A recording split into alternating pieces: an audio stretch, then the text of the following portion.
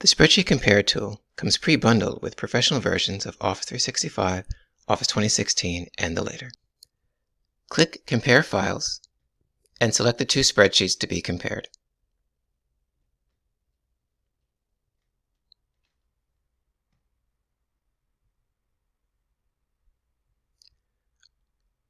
With the panes resized, you can easily do a cell-by-cell audit of both files.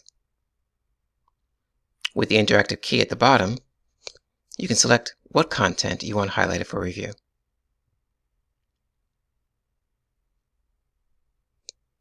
When you come across suspicious or questionable figure, you can click Show Formulas to see what calculations are driving those suspicious results.